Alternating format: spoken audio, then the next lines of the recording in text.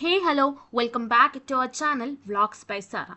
ഇന്നലെ മുതൽ LBSനകത്ത് വെരിഫിക്കേഷൻ ഡേറ്റ് അവർ പബ്ലിഷ് ചെയ്തിട്ടുണ്ടായിരുന്നു. അപ്പോൾ നിങ്ങൾ ഓർത്തിരിക്കുന്ന 2-3 കാര്യങ്ങളുണ്ട്. അത് ചെയ്തിട്ടില്ല എങ്കിൽ നിങ്ങളുടെ ആപ്ലിക്കേഷൻ റിജക്റ്റ് ആയി പോകാനും ചാൻസ് ഉണ്ട്. പിന്നെ വളരെ കുറച്ച് കുട്ടികൾക്ക് കുറേയധികം ഡൗട്ട്സ് വന്നിട്ടുണ്ടായിരുന്നു. അപ്പോൾ അതെല്ലാം ഈ വീഡിയോയിൽ കൂടി നമ്മൾ കവർ ചെയ്യുന്നതായിരിക്കും. നമ്മൾ പേജിലേക്ക് ലോഗിൻ ആയി വരുമ്പോഴത്തേക്ക് നമുക്ക് ഡൗൺലോഡ്സ് സെക്ഷനകത്ത് ഇൻസ്ട്രക്ഷൻ ഫോർ കറക്റ്റിംഗ് ഡിഫക്ട്സ് എന്ന PDF ഉണ്ട്.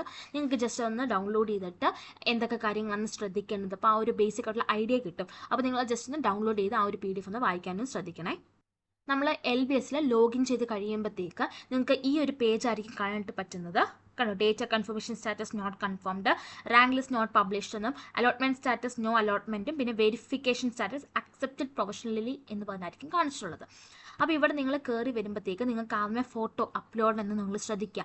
സിഗ്നേച്ചർ അപ്ലോഡ് ആണ്, ഇവിടെ ഡോക്യുമെന്റ്സ് അപ്ലോഡ് കംപ്ലീറ്റഡ് ആണ്, പിന്നെ എന്താ പറഞ്ഞത് നമുക്ക് മാർക്ക് എൻട്രി കംപ്ലീറ്റഡ് ആണ്, ആപ്ലിക്കേഷൻ പേഴ്സണൽ ഡീറ്റെയിൽസ് എൻറ്റേർഡ്, പിന്നെ ഫൈനൽ കൺഫർമേഷൻ ഡൺ ആണ് നിങ്ങൾ ആദ്യമേ ശ്രദ്ധിക്കുക കേട്ടോ.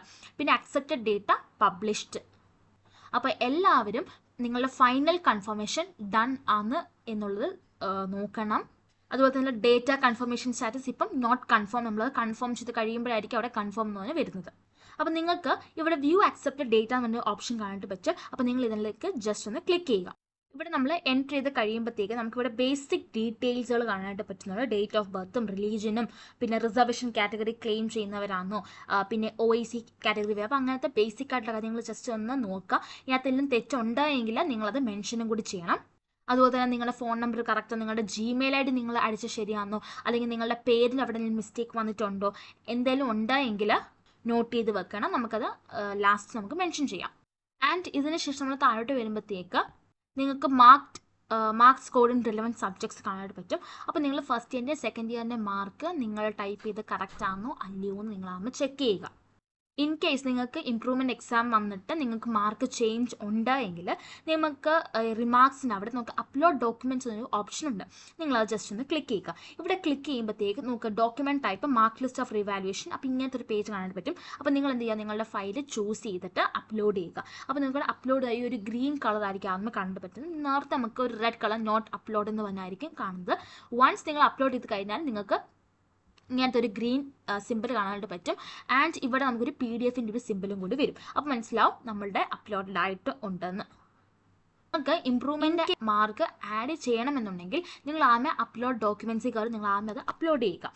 അപ്ലോഡ് ചെയ്തതിന് ശേഷം നമ്മൾ റിമാർക്സ് ഇഫ് എനി എന്ന് പറഞ്ഞ കോളത്തിനകത്ത് add revaluation marks also relevant documents attach the upload document section വന്ന് കൊടുത്തിട്ട് നിങ്ങൾ സേവ് റിമാർക്സ് ആയിട്ട് കൊടുക്കുക. ഓക്കെ, അതിനുശേഷം നിങ്ങൾ താഴോട്ട് വരുമ്പോഴത്തേക്ക് കറക്ഷൻ റിക്വയർഡ് എന്ന് പറഞ്ഞ് നിങ്ങൾ കൺഫേം ചെയ്യുക. ഇത്രയുമാണ് നിങ്ങൾക്ക് ചെയ്യാനായിട്ട് ഉള്ളത്.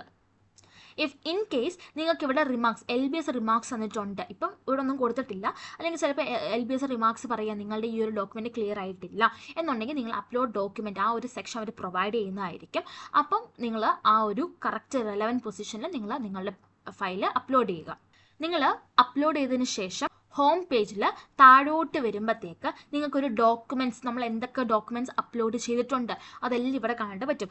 നമുക്ക് റീ അപ്ലോഡഡ് സെക്ഷനായി ഇപ്പം ഒരു ഇംപ്രൂവ്മെൻറ്റ് മാർക്സിൻ്റെ മാർക്ക് ലിസ്റ്റ് മാത്രമേ ഇവിടെ അപ്ലോഡ് ചെയ്തിട്ടുള്ളൂ. അത് നിങ്ങൾ ഇപ്പോൾ ഇവിടെ നമുക്ക് കാണാം. അപ്പോൾ നമുക്കൊരു മനസ്സിലാവും നമ്മളത് അപ്ലോഡ് ചെയ്തിട്ടുണ്ടോ ഇല്ലയോ എന്ന്.